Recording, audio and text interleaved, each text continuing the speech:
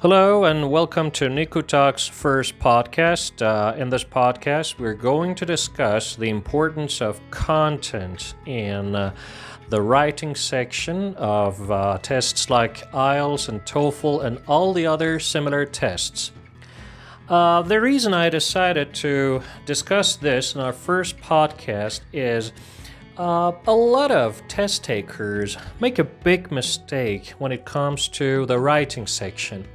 The mistake they make is that they believe by using a large number of vocabulary items, by showing that they know a wide variety of words and grammatical structures, they can guarantee a high score in this section, whereas this is not the case.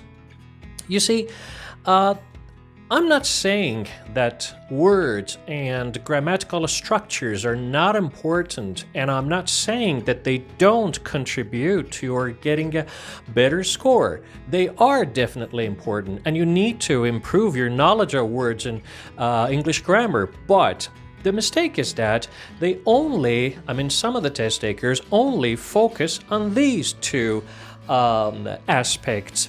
And they totally miss out on the other point, which is the content. Content in the sense of what reasons, what explanations you offer in your writing. Now let's get deeper into that. When you are presented with a topic, one of the most important steps you need to take at first is to make sure you choose the best reasons and the best viewpoints.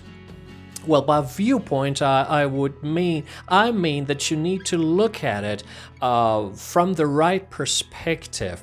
The right perspective is the perspective that can offer you a lot of different ideas, a variety of ideas, and ideas that are not only different but also strongly substantiated, that can be very well supported, and regarding which you can get into detail. See, you choose the perspective that you want to offer in regard to that topic, and the mistake here is that you believe that by simply giving very simple ideas and not analyzing the ideas very well, and by just putting as many vocabulary items, some of them unusual ones, some of them ones that are, like bombastic words, and using a variety of different structures, you can get a high score. This is not a natural way of writing.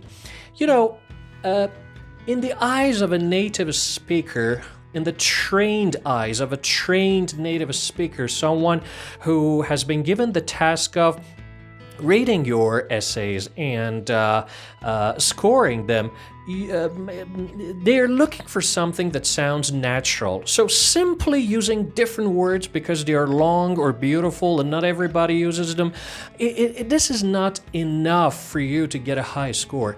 You mustn't actually use a word unless you know it's the best one for that context. We will talk about words and grammar later on. Right now, let me focus on the idea that I want to discuss in this podcast. What do I mean by good content? You see, I have had, and I do have, a lot of students who are aiming for a high score in tests like IELTS and TOEFL and GRE and FCE, CAE, CP, and the rest of them. But the point is that when I take a look at their essays, I see something in common.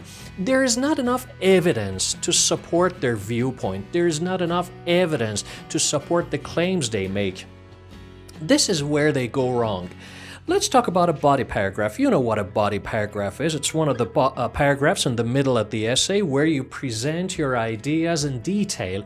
What they do is they write the topic sentence first. And what they do is that they believe they are presenting enough supporting material, but they don't, because the next sentences are all like general ideas, like the topic sentence. And you see that the test taker lacks the ability and the insight to get into detail. How do we get into detail? When you make a claim in your first sentence, Imagine that all around you there are people who disagree with you on that particular point. Let's say there is the idea whether schooling is a good idea or not, whether you prefer homeschooling to schooling or the conventional schooling to homeschooling. Now let's say you take the side of homeschooling and you believe that homeschooling is a better idea, and in your paragraphs you're going to support this. Okay, you start one of your body paragraphs with this statement.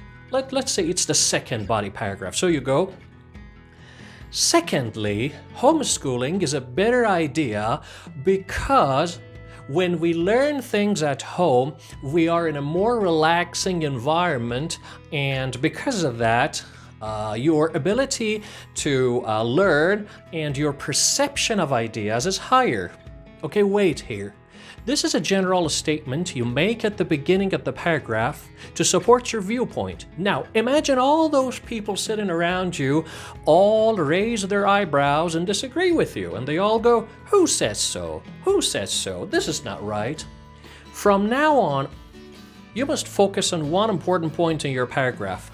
Bring as many examples, reasons, justifications, and anything that can convince those people around you that you are right and they need to reconsider their viewpoint.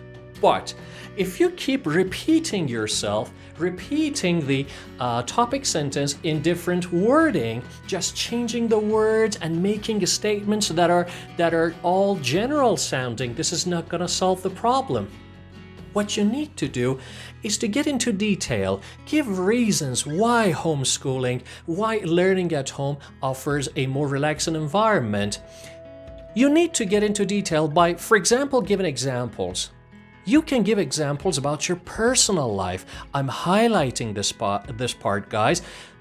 Examples from your personal life. And this is very easy because you either have highly relevant examples to this point, or if you don't, you can simply make them up. You can create, you can lie, but make sure what you create, make sure what you make up sounds true. And it doesn't sound like anything exaggerated.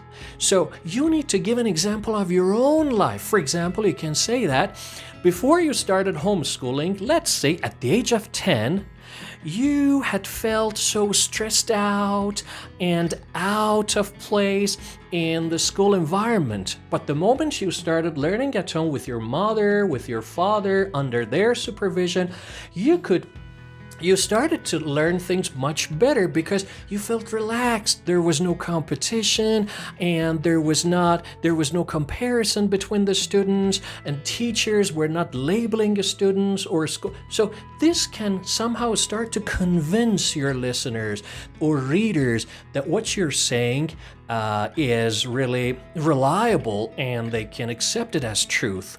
But simply saying that relaxation is a very important element in learning. School cannot offer us enough relaxation. There is a lot of stress at the school. You need to get into the roots. You believe there is a lot of stress in a classroom at school? Give us examples. Tell us what causes this stress. What are the causes of that stress? And after that, give examples or relevant information. You can even refer to some data that some researchers have reached, the findings, and some of it, maybe the statistics you offer are not really accurate, but there's something that makes sense, and your reader may believe them even if they are not really true. You see? So, by simply generalizing information, like repeating stress is a negative point, stress can have destructive effects on you, even though you're using strong words like destructive, harmful, detrimental, this is not going to help you because you are not offering much in the form of content. So, get into detail, refer to give enough examples and make it clear for your listener. Clarification here means you draw a picture of your experience. You, like a painter, you try to show them things that finally, based on those things, they can make their own decisions. You see what I mean? And then in another paragraph, you offer a different point of view. For example, you say that at school, you need to study, you're forced to study a lot of subjects you don't like, but at home you can choose what to study. And this is another positive point. Now say why this is a positive point. Do not just repeat to yourself. Do not just go on and generalize and say that when we are forced to study things we don't like, it's not good for us and we don't learn well. First of all, make sure that you convince your readers that at school there is a compulsion upon you. You have to do things at school that you don't like. But at home it's not so. And I'm sure a lot of people will connect to that because that's the kind of experience everybody has had. Tell them, give them clear examples like, if you intend to be an English teacher in the future, why do you have to do so well in chemistry? We don't need a lot of knowledge of physics to be a good teacher. I'm going to be a teacher of English, so I really don't need to study physics in detail. Offering information and justification like this, can gradually convince your readers that you're talking sense. And then come back to the homeschooling corner and say that at home you can choose to study what you like more. You see, by giving details like this, especially referring to examples that are true for you or the people you know or your society in general, and don't forget, all of them can be just made up. If you cannot think of a real example, just make it up. Make it up, but make sure it sounds natural. So examples, details, explanations, and make sure you don't generalize all the time. The only general statement in your body paragraph has to be your topic sentence, and the rest of them should all get into detail. So repeat it. Detail, detail, detail. And all these details can start to guarantee that you're going to score higher in IELTS and in TOEFL and other tests like that. So I hope that this has been useful, and in other podcasts we will discuss not only different aspects of these tests more thoroughly, but also discuss the same subjects, the same things that we have already discussed more and more. If you have any questions, you can contact us and you can share your opinions and tell us about your experience in the comment section. Don't forget to like the video and share it with your friends, and subscribe to our channel. Take care, everybody. I'll see you. Actually, I'll be talking to you in another of Niku Talks podcasts. Have a great day.